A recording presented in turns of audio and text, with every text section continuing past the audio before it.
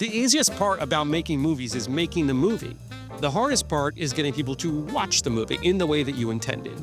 So, hey everybody, I'm filmmaker Jonah Feingold here in my studio in Greenpoint, Brooklyn.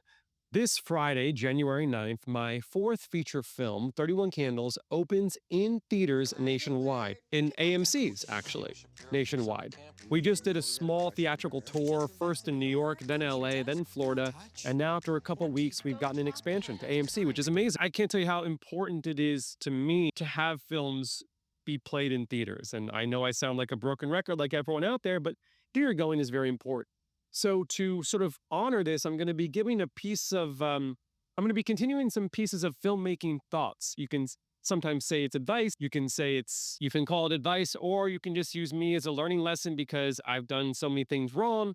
And sometimes they're right and sometimes they're wrong, but I like to talk about them. And maybe you will take something away from this that will be helpful to you and your journey. Sponsored by 31 Candles that opens in theaters this Friday, January 9th, nationwide. I hope you go see it. It's a great date night movie. It's a great just go alone and see a movie. You can bring your grandparents, you can bring your mom, you can bring your kids.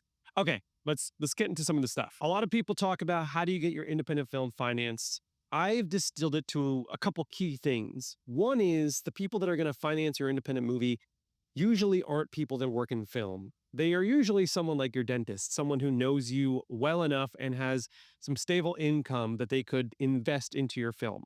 So I'm going to describe how I financed two of my independent movies. Again, this is just how I've done it. There's thousands of ways to do it.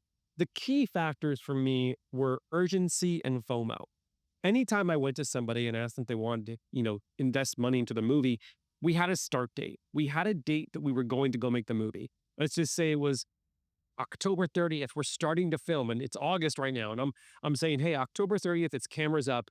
Here's my deck. Here's my script. Here's what the movie's about. Here's where the money's going to go. Here's how you can make your money back.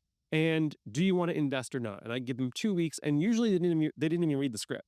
Usually they just, looked at the deck and they wanted to know how they got their money back. And also, for the most part, they were like, hey, I believe in you. Because you got to go in there with that investor meeting and you got to have passion. An investor can be anybody. It could be somebody that owns the grocery store that maybe you're going to go film in and they don't give you cash, but they give you the location for free. Or maybe it is your dentist and you're asking your dentist for $5,000. But the key is you're going to go around, you're going to basically ask 200 people. 30 will say yes. You'll get a bunch of maybes. When they say maybe, first ask, is there anyone else they know that might be interested in investing? Then just keep them in the loop. Let them know when you found a great location or got a great DP on board or cast a great actor, but keep that conversation alive. And the people that say no, say thank you for your time. And again, maybe they will come back around or ask if they know anybody who might be interested. The key thing though is you want to go around and you want to get your verbal commitments. You want to actually get the verbal number committed. So let's say you've gotten 50 people to invest $5,000. That's your budget. After that's done, after you have everyone saying yes, and again, that could take 2 months, 3 months, a year, go back to them, start your LLC, open the bank account, and go get the investor docs, which is basically a simple agreement that says, hey, you're investing in this movie, you might lose your money. If you don't lose your money, you'll make 20% return on your investment if we sell the film, and then it will go in perpetuity split.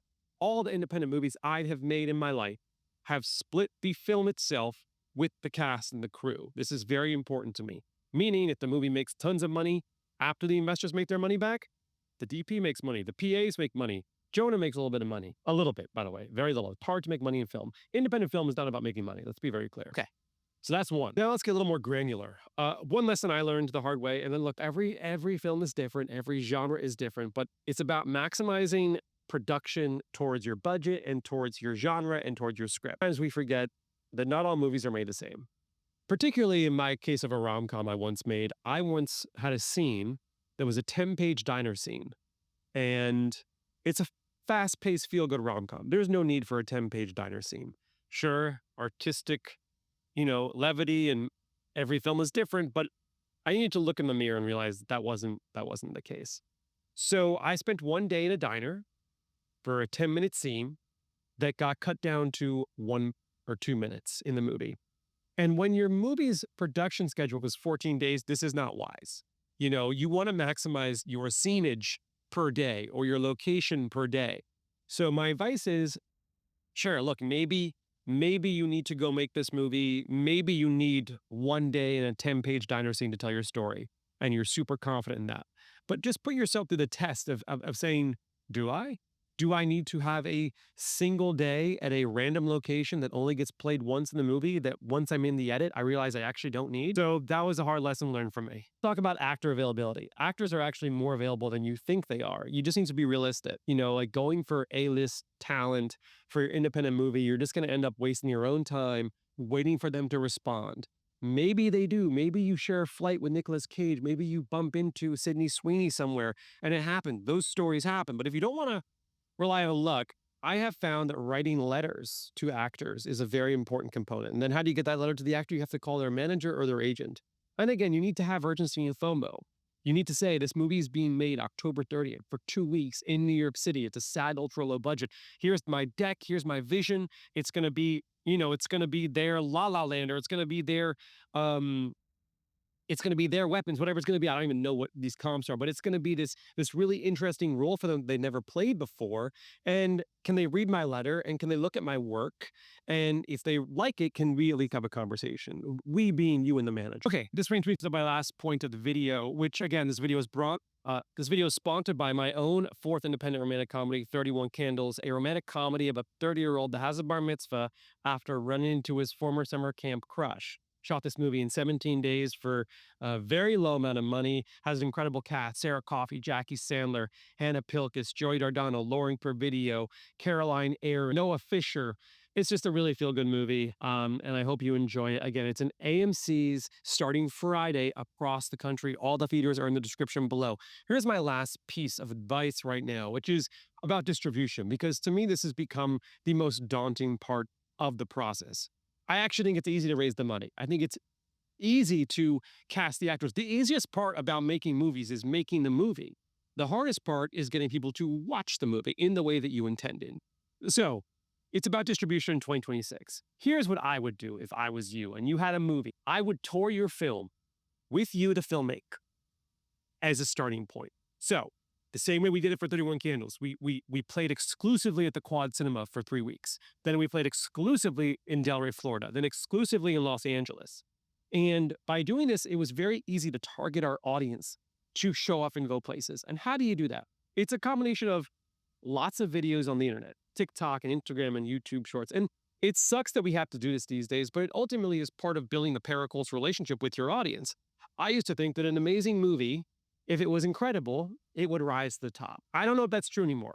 Maybe I'm wrong. Maybe I've never made an incredible movie, so I wouldn't know. But I think it takes a little bit more these days because of how much media there is out there to have your stuff watched. So you're touring the movie in a specific way. You're also activating communities around your film. Let's say you make a movie about basketball players.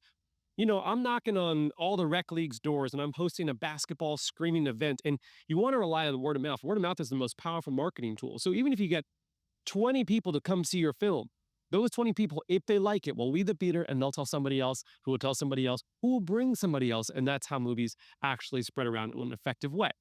You're also collecting email addresses. I would go to every 31 Candles screening that we did prior to now its nationwide release with a clipboard, and I'd pass around the clipboard and ask people's email addresses. Sorry, by the way, you're on that email thread. I've been bugging you. I'm sorry, but you get one. Why do I feel so passionately about the theater going experience? One is there is nothing like seeing a movie in a movie theater. It's out of this world. It's magical to see something on a big screen with perfect sound. It's also a communal experience. It's an emotional experience. You remember going to see the movie, regardless if the movie is bad or good. You remember the act of going to see it. You remember when you parked your car and you got dinner at CPK beforehand. Then maybe you went to a bar afterwards with a friend and got drinks and talked about the movie, talked about how much you loved it or hated it or whatever it was. It's an emotional human experience to go to a theater. It's part of our society, right? It's like when you have main streets in here in America, you have the post office, the pharmacy, the supermarket, and the movie theater. It's part of our culture. So I believe very firmly that we need to be going to movie theaters. And that's why I'm pitching you on the idea of how you can get your movie in theaters. So you're calling local theaters, you're touring your movie like you would a stand-up comic or if you were a band, and you're having people go to see it on the big screen. And then after you've sort of exhausted that process, then go on the web, put it on YouTube, bit of Vimeo, make a website and charge $5. This is, of course, assuming that you aren't working with one of the massive distributors in the world, like A24 or Neon, or these people are doing an incredible job of getting the movies out there to thousands of theaters. Okay, that's my rant for now. I hope you go see my movie 31 Candles, which is in theaters Friday, January 9th at AMC's. We have one shot this thing. It's completely independent. I have no idea how we even got, this far into the AMC's. Go see it. It's a feel-good rom-com. Let me know what you think down in the comments. Here to be helpful and talk about our filmmaking journey together. And thanks for watching. Bye.